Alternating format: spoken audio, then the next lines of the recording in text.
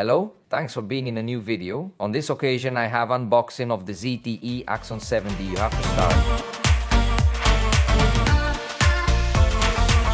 This device has recently arrived in Mexico through Telcel, so its price do not expect it to be very competitive. Specifically, we are talking about 30,999 pesos.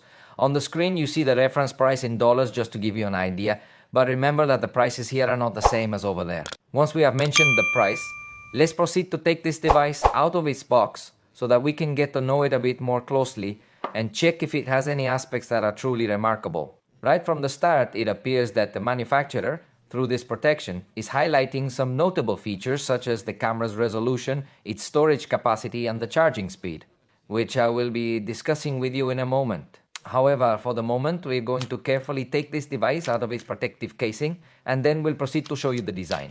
I believe it's quite simple. Let's just say it doesn't really have anything particularly outstanding. Something I could point out to you is that the camera module is a significant departure from past generations. This is primarily because it now includes a high-resolution sensor, which could certainly be considered one of the standout features of this device. So let's go ahead and put on the power. After that, let's take a look at what other content comes inside this box. And we'll remove this little piece of cardboard and then we'll find the case. As you can see, it is entirely transparent and very flexible with semi-rigid edges.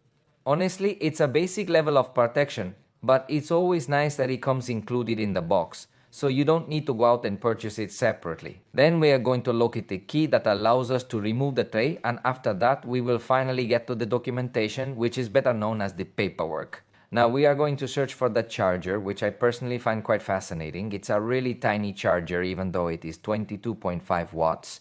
I believe this provides a positive experience.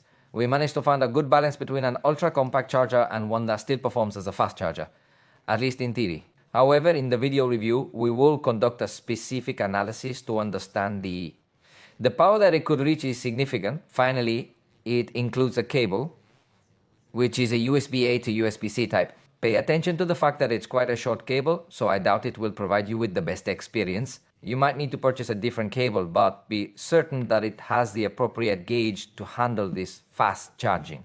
It's not an extremely fast charging, but it does necessitate a specific cable to function properly.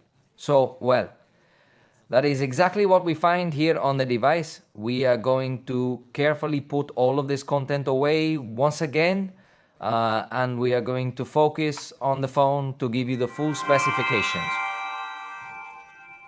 I've already got the device set up, so let me just remove those widgets from Telcel that annoy me because honestly they have really bad aesthetics. But now let me take a moment to tell you the main features of this phone. It has a thickness of 8.2 mm and the manufacturer does not give official data of its weight, but it is close to the 200G. The truth is that it is not going to become very prominent because it does not integrate special features of resistance to falls or against water or something similar. While there are other manufacturers that are beginning to incorporate certain features to compete in a better way, let's say that this one does not stand out in any of its aspects. The screen is actually 6.7 inches diagonally, a very traditional size.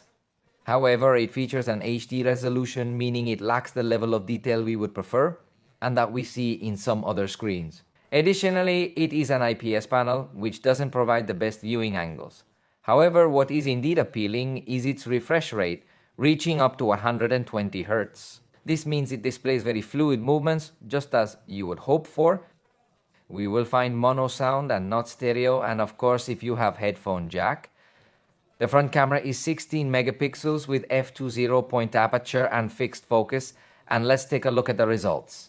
Because the level of detail I think is positive. In fact, it also makes a good balance of lights and shadows, although the colors are slightly pale. But I think for the price range meets a good enough quality. For the front camera, you can observe a significant evolution from the preview to the final result. On the back, we have the 108 megapixel main camera with an f-aperture of 1.8 and autofocus. The other two cameras are essentially for marketing purposes as they don't provide enhanced functionality. It seems they are mainly used for capturing depth and that's it. They aren't even macro cameras. So let's say this is designed to make it seem like you have a more advanced cell phone, even though it only has a single camera. Fortunately, this 108 megapixel camera is of excellent quality and the pictures turn out well. It's interesting that it allows you to use zoom while still trying to maintain a good resolution.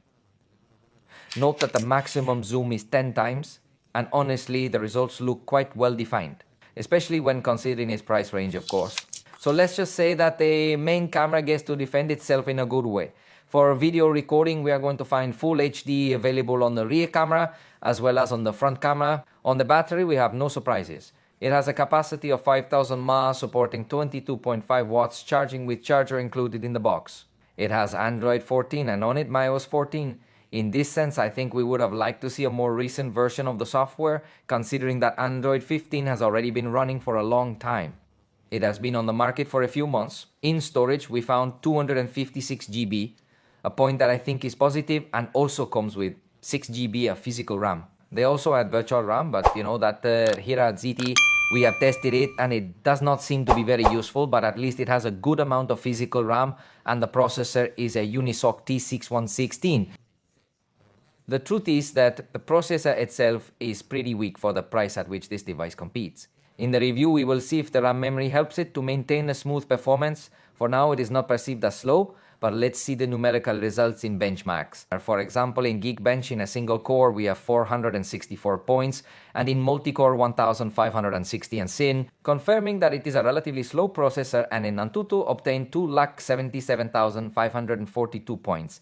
That is, it is a device focused on basic users. Don't expect extremely high performance or anything extraordinary, but we will definitely wait for the video review to conduct a much more detailed analysis. This way, you will also be able to understand its software features better and see more examples of the camera's performance. Additionally, you will get to know how it behaves in various applications and games.